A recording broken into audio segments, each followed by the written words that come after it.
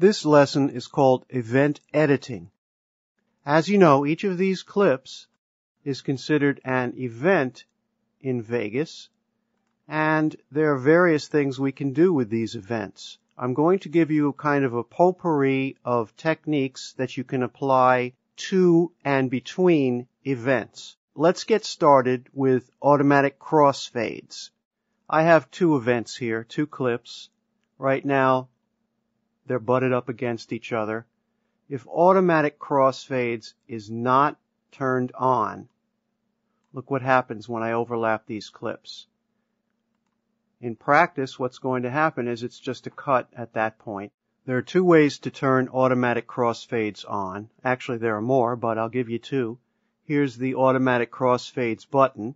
You can also Control-Shift-X, or you can go to Options and check or uncheck automatic crossfades that way. Look what happens if automatic crossfades is turned on. Now, we have an automatic crossfade between these two. Several things we can do with that automatic crossfade. If we right-click here in the transition bar, this X here, we can change the fade type, or we can change that fade to any transition that we have available. We can change it to a Sony dissolve,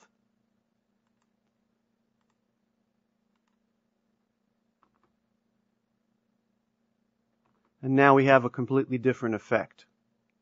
So with automatic crossfades on, we can create an automatic crossfade, we can change the fade type, and we can convert to a video transition.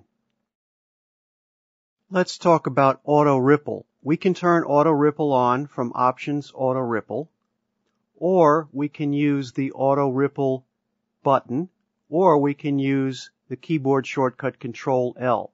If we use the button here, we have the option of rippling affected tracks, bus tracks, markers, and regions, or all tracks, markers, and regions. Let's see what happens when auto ripple is on.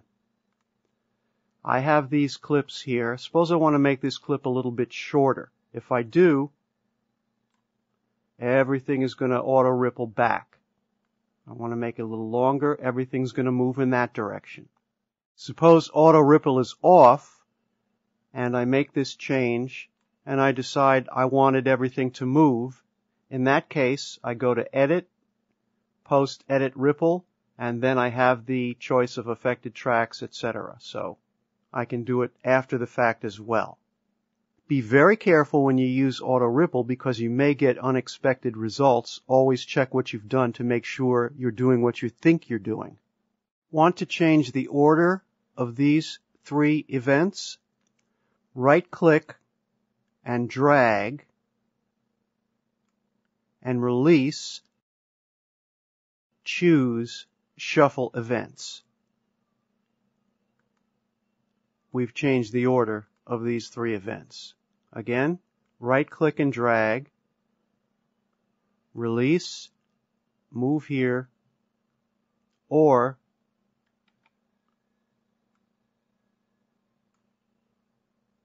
shuffle events.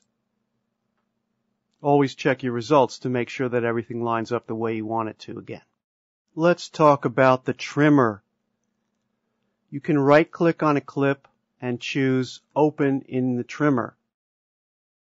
The trimmer is a little mini editor that allows you to mark a starting and ending point by using the left and right bracket key or the I and O in and out keys.